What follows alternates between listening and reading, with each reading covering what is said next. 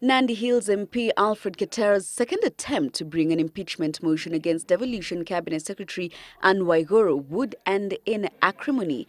Today's event suggesting plans to remove the beleaguered CS from office are first crumbling.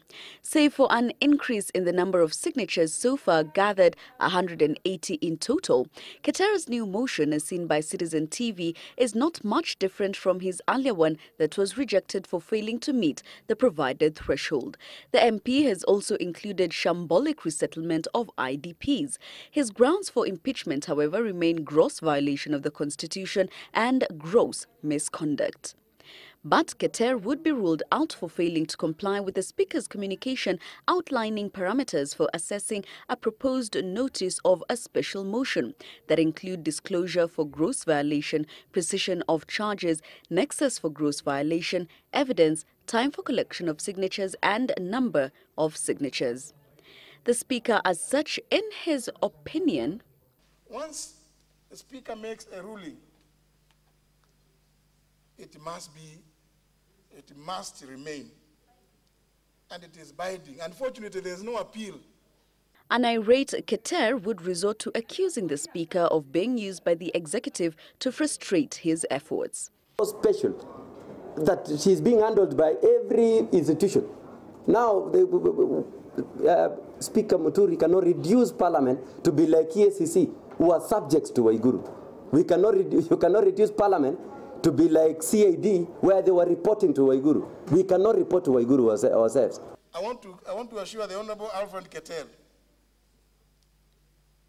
as a true Democrat, I will protect your right to say what you may wish to say, including to say that you are not free to say it. If you want to say that you are being guarded from saying it, but I will defend your right to say what you want to say, including expressing your views about the Speaker. Keter, for instance, cites the removal from office of Gorse Melango from the Youth Enterprise Fund and Kiplimo Rugut from the National Youth Service, where no sworn affidavits in respect of the allegations and compliance with the threshold set by the courts were filed. The two turned the heat on each other on the floor of the House this afternoon. The Speaker, however, stood his ground.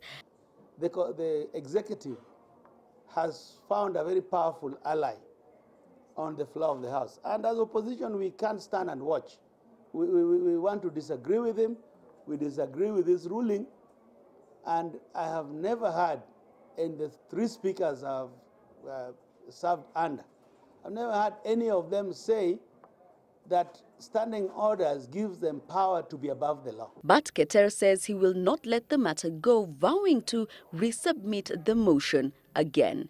Jackie Maribe, Citizen Business Center.